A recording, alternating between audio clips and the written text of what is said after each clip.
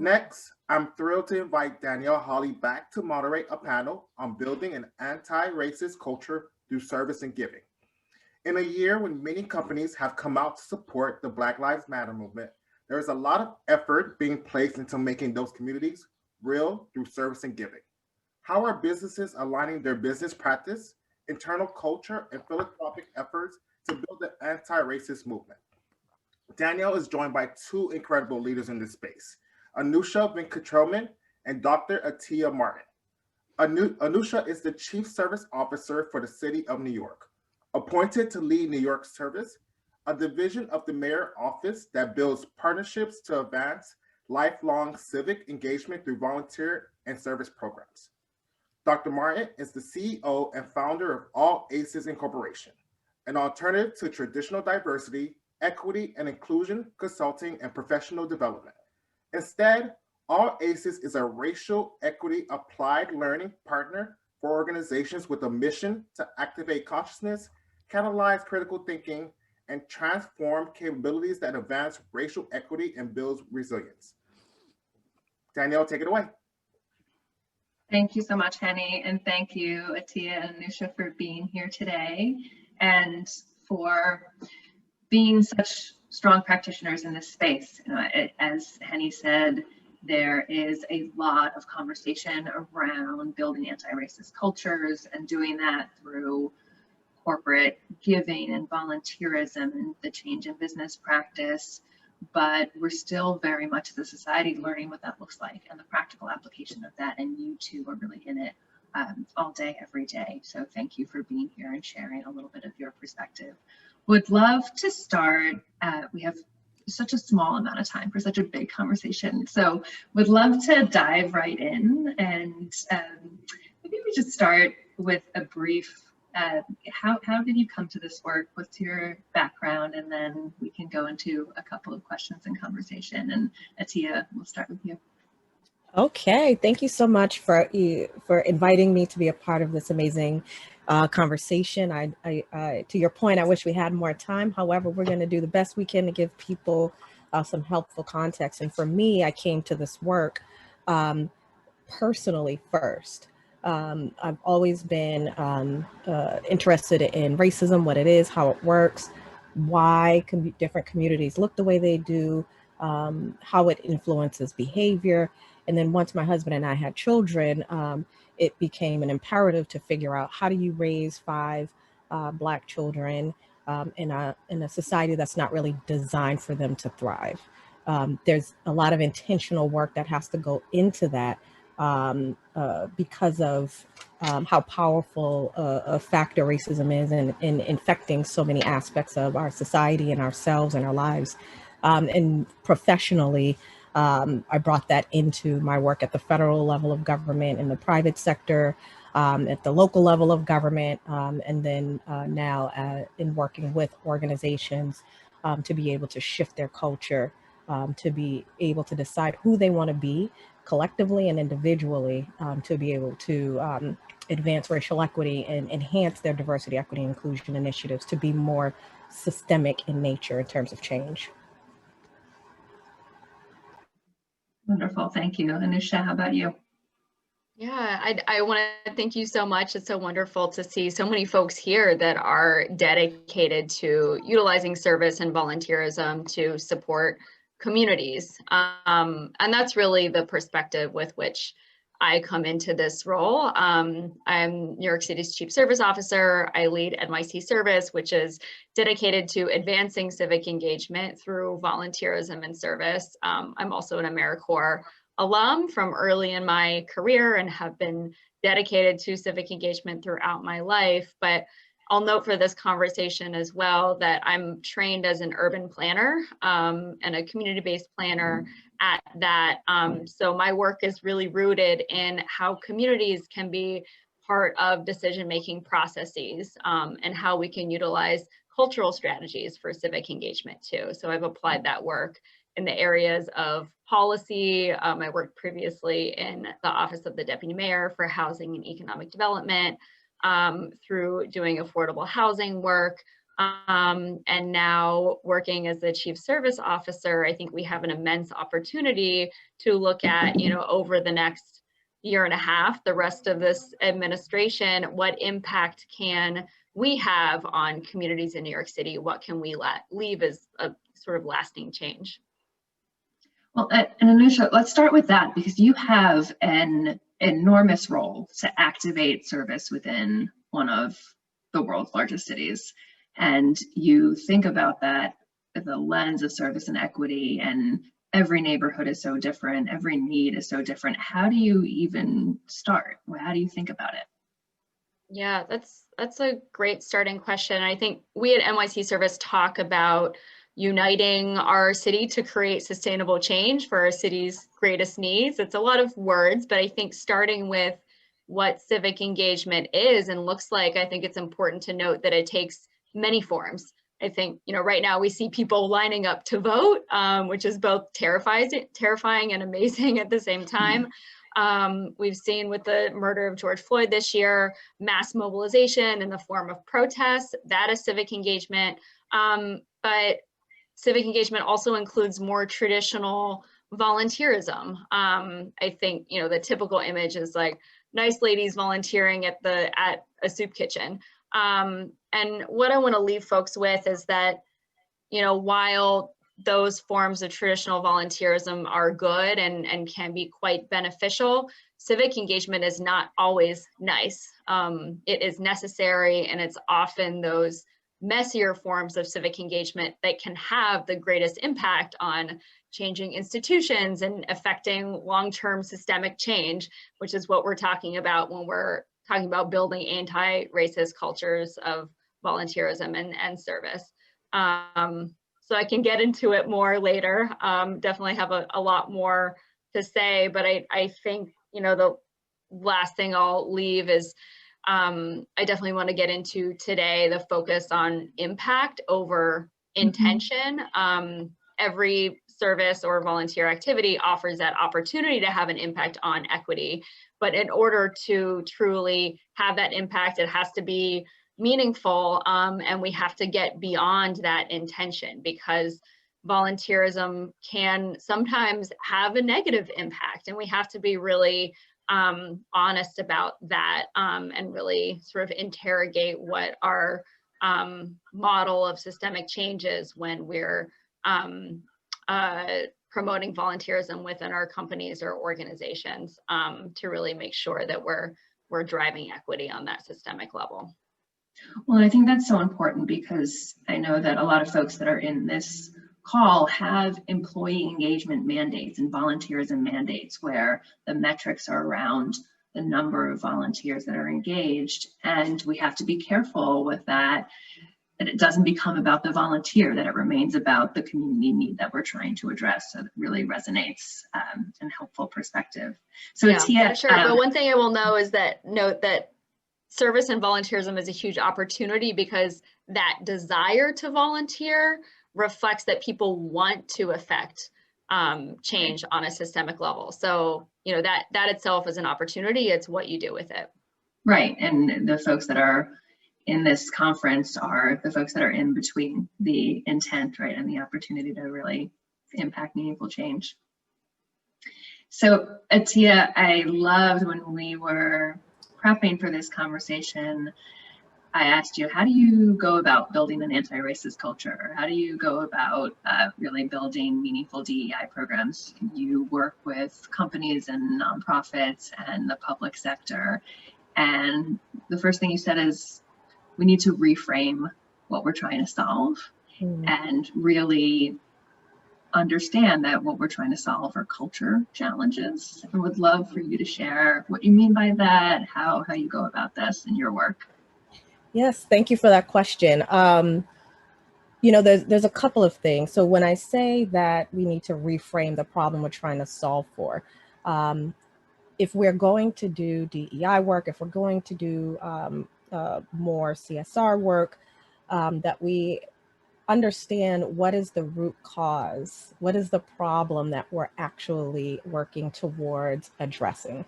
And when it comes to DEI work, we focus on racial equity, And so racism becomes the thing that we're supposed to be solving for. Larger DEI efforts are supposed to be solving for oppression in all the different forms. And so that means we need to understand oppression, what it is, how it works, how it's impacting us, and that as a system, we keep talking about, that we need to have systems change in organizations and in society and structural change. And I think a lot of times when it comes to doing that kind of work, even in organizations, there's a tendency to have an external focus, right? We need to change what everybody else is doing as part of a system, as opposed to seeing ourselves as individuals and organizations as part of these systems that we're trying to change. And so for in understanding oppression and what it is and how it works, it means that we need to take the time to build our racial equity literacy, in oppression literacy. So that means understanding a lot of the things that I just talked about, but also really digging deeper into how it's playing out in the context that we're working in. And in the workplace, we know that for people of color in particular, that there's a pattern of experiences that folks are having. And those patterns of experiences are signals to us that there are major problems in the organization that are disproportionately burdening them. But they're usually, when you swim upstream to the root cause of the problems, in terms of how oppression is playing out in it, it usually leads to actually larger programmatic culture problems, in policy problems in the organization. So we have to be really intentional about listening to people who are part of underestimated groups in our organizations, to be able to make really good decisions about what we need to focus our energy on to change, to get to where we want to be, to understand where we actually are. That means we really, really need to listen. And what's fascinating is that when I say that people of color, those experiences, those patterns of experiences, and other underestimated groups, they really help us get right to, is it a problem with structure in terms of how evaluations are done, right? And not the focus on the weeds of the evaluation, but to look at what are the differences in experiences. And when we look at those differences, we actually also find some similarities. And when we have broken systems and organizations, they disproportionately burden people of color and underestimated groups, right? That's the flip side of the same point I just made. And so when we talk about culture, we're talking about how we want to be, how do we want to do the work, right? It's about the how. So when you look at the way organizations are structured and where we have these moments and opportunities, these equity opportunities, it's really in the how we do the work and how we help people build the capabilities, the knowledge, skills, and tools to be able to move in the direction that we're trying to go in with our culture. No easy answers, no equations, hard work, rolling up our sleeves. And in the same way, Anusha is talking about engaging communities. So in being in partnership with them is the same way we need to be in partnership with employees in our organizations to work through these issues, because it looks different and feels different in every organization. Well, and one of the levers is leadership really understanding, right? And really being exposed to those experiences and what needs to change. And so often what I've heard in this space is that leaders have their own blind spots, right? That they are inadvertently, without intention, perpetuating these harmful systems and these harmful cultures. And so how do we get past that? How do we get leaders to see those blind spots and depersonalize some of this, take a less defensive approach? Yes, and to be explicit, the reason leadership is so important is because it's really hard for an organization to make progress beyond where the development of leadership is. So we can only move as far as leadership is in their development. Organizational development is tied to our personal and professional development. And it's especially true when it comes to leaders. And that's not just because I say so, but because the research shows us that there's an alignment, not just when it comes to DEI work, but any kind of work in an organization. Helping leaders to do this work well really requires us to understand where they actually are in their development and engage them where they are. I think understanding that many of us in leadership roles oftentimes take things very personally because we've invested so much into the organization and into the work that's happening. And it makes it hard for us to see that people are giving us the answers to the test.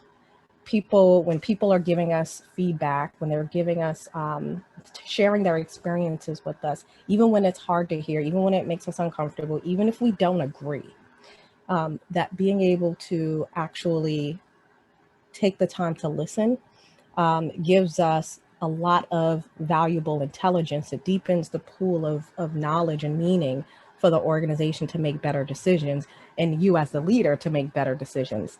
And so the connection with that to culture is also that leadership sets the tone, right? Culture, the reason why culture is so important is because that most of the challenges that we deal with in organizations are not things that you can just plug into an equation, like I mentioned earlier, right? And so it's our culture, our mission, vision, values, any principles that we have that support those values, all of those things that really help people have a North Star when there's not an obvious answer.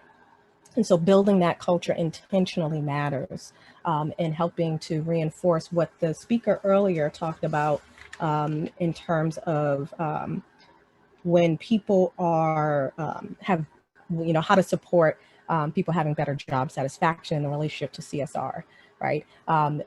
It's a lot of the same principles that when we're doing this work around DEI and racial equity, and we're trying to embed it into our work, it really helps us with employee engagement, right? Because if we're addressing these challenges that people are having, we're actually doing it in a way that gives people voice and choice, right? Gives them autonomy in their jobs and their roles. They have better context, and it gives them choice in terms of or voice rather, in terms of the organizational strategic direction, that mission, vision, values, those pieces. So I'll stop there because I feel like I've been talking for too long. Never. Well, I mean, I think that's it's another parallel I would call out is, in a lot of ways, DEI at companies and CSR at companies are on a similar journey to move away from needing to be a department and a set of programs and just really built into the ecosystem and the core business practice and the core way that employees gauge with their work and their leadership and vice versa. And I'll just say one more thing, and it's super quick, I promise, because it's an important point to connect to Anusha. And that is when we are struggling with our internal, or when we haven't even started our own internal DEI journey in a deep and meaningful way, we are more likely to bring our internal dysfunction out into communities. There's a huge intersection here in addition to the parallel journey, and then there's an actual intersection with how we show up in communities. It reflects how we show up in our organizations. So Anusha, why don't we talk about that and talk to us about how we're showing up in communities and what this looks like. I know that NYC Service has a lot of ways in which you activate corporate employees and just individuals, residents in service. What can we learn from what you built? Yeah, for sure. And I could not agree with that statement more. I think connecting to what I was saying earlier about intention and impact, I think it's important to note that service must first and foremost be about those that are being served, and their vision for their community, and what service and volunteerism can look like on their terms. I think that's an incredibly important perspective to go into developing any CSR program or volunteer experience for employees. You know, they're there because they want to do something good, but might need a little bit of help in thinking about things from the perspective of the communities that they're trying to help. And I'll say that sometimes to have that greatest impact, what you need to deliver may not be what you think you need to deliver. And I'll give you an example from our team and our work. So during the first wave of COVID, my team led the Volunteer Coordination Task Force, which during emergencies serves to coordinate and centralize volunteer activities across the city. We heard early on that there were some organizations, particularly those focused on food access, that suddenly could not operate or were struggling because they saw a drop in their volunteer numbers. But as we dug a little bit deeper, we figured out that what the organizations needed was not just more volunteers, because we were sending some of them volunteers and there were just some challenges in activation there. But what they needed was financial support in order to keep their volunteer programs going, keep their volunteer managers on staff. So we created a program called Civic Impact Funding, which provided funds to organizations on a very short turnaround to build and retain their volunteer capacity. We were not super prescriptive in terms of what they could spend the money on. Focus is what they needed. So maybe it was keeping their volunteer manager on staff, maybe it was buying PPE. But what we saw is that approach worked. Not only did they engage thousands of volunteers across the city, we were able to connect them to AmeriCorps members and even some corporate volunteers, but that was a sort of secondary benefit. First and foremost, we had to look at truly what did they need. And sorry if you can hear a baby crying in the background. I think what serves you in figuring out what that might look like for your company are longer term relationships and longer term partnerships. Cultivating those relationships with organizations in your communities. And, you know, sometimes it might be a smaller organization that sometimes might take a little bit more effort to work with than some of the larger and more institutional nonprofits that are used to working with corporate partners, but that the benefit on both sides can be huge longer term when you put the time in to figure out, okay, what does this organization need? What do they even see as the challenges and the needs in their communities? Atyia earlier mentioned making sure you're listening to people of color within your companies or those from underestimated or oppressed groups. I think the same goes at an organizational level. Who are the organizations that you can look to help to drive your priorities within your volunteer engagement and philanthropic programs? And lastly, I'll say that bringing a multi-layered approach can also be beneficial. So combining your volunteer programs with your philanthropic programs in that context of that longer term relationship that's about building the capacity for partnering more than anything else. Well, I love the language that you're both using, the underestimated instead of marginalized or vulnerable, moving it away from being something about the person and it's about the system, right? And even just those subtle shifts in the way that we talk about it, I think can also be culture building. So there are a couple of questions coming in. We only have a couple minutes left, so I'll pivot to some questions that we're getting from participants here. This one is coming from Dan Weisberg. Has a year with social justice and institutional racism consciousness combined with a pandemic altered the levels of buy-in, quote unquote buy-in, within the American corporate community in any significant ways? I'll throw that to either of you to take. Well, I started typing a response to it, so I'll just say it. And so the short answer is most of the movement that we've seen in organizations has been propelled by employees in the organization.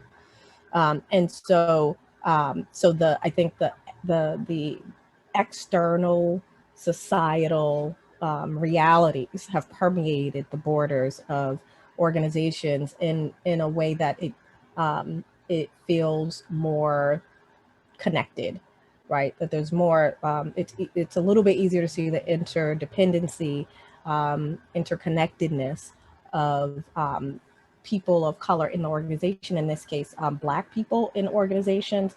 And for folks who are interested, there's a whole series of research and context on that even within people of color, there's a hierarchy, and even within Black people, there's a hierarchy, with African Americans being kind of at the bottom of that hierarchy. And so this external pressure in society for us to really focus on folks who have been listened to the least, I think has led to a lot of desire to move forward in organizations. However, you know, when we're not intentional about shifting culture, and we're only trying to kind of check a box, like if we're still using old ways of doing things, status quo culture type things, like checking boxes, then it feels empty and it makes the situation worse internally. And so what I'm seeing is that folks want to kind of quell the groundswell in organizations because employees are expressing their displeasure with how many organizations are handling their responses, their public responses and their internal responses. But I think leadership needs to take a step back, and instead of trying to just host conversations, because we've received a lot of calls since George Floyd, just wanting to host conversations, to having an intentional strategy for what does racial equity within the context of DEI look like for the organization, and how do we embed it, to your point earlier, Danielle, about the struggle of embedding. I would add to that question as well and say that because of everything happening this year, we have seen an immense outpouring of corporate partners and individual volunteers who want to serve in their communities. In fact, even more people than we can actually connect to volunteer opportunities. That's a good problem to have, where usually we're looking for more and more people to help to fill volunteer opportunities. So I would also note that folks should be patient, and sometimes doing that internal work that Atyia has been speaking to can serve you in the long term in your CSR engagement. So if you're having trouble finding enough volunteer opportunities for your employees, you know, that's okay. Do what you can within the communities that you're already a part of and involved in, and the rest will come with time. I think they're sort of unavoidably interconnected. Wonderful. Well, thank you so much. I'm seeing Henny, who is our MC and our timekeeper. So I have a feeling that means our time is at an end. Thank you so much for joining us. And my last question that we didn't get to was the words of wisdom to the audience on how they start this work themselves or build this work themselves. And you both have just answered that beautifully. Yeah. Could I add something that I forgot? If you have a footprint in your city and you're looking to continue to be a part of our community, I know some of you are involved in our corporate volunteer council. We welcome any company or business that wants to join to be involved there, where we share best practices, but also opportunities to support the city and our partners through volunteerism, most recently focused on getting out the vote and civic engagement through voting. And we also have some other resources that I think are targeted towards nonprofits, but I think could be really useful for corporate partners as well, especially around trauma-informed volunteering and DEI in volunteering. Wonderful. And we will, I should have mentioned at the top, we will be sending out the materials and the links that we've been talking through all of these conversations to the folks who have registered. So we'll throw those onto the list. Anusha, Atyia, anything you want to sneak in before we wrap? Any parting words? Just start within your circle of control and influence. There's a lot of power that we do have to shift the dynamics in starting with our own selves and our own lives and how we show up to the workplace and how we engage with other people and respect their humanity and dignity. And it means that we have to have some humility in doing this work, and that none of us is perfect. We all have work to do, and none of our organizations are perfect, and we all have work to do. Intentionallyact.com if you want to learn more about the work that we do. It's a learning community where we share resources and to dig a bit deeper into ways to approach this work in organizations. So thank you for asking that question, Danielle. Thank you so much, both of you, for your time today.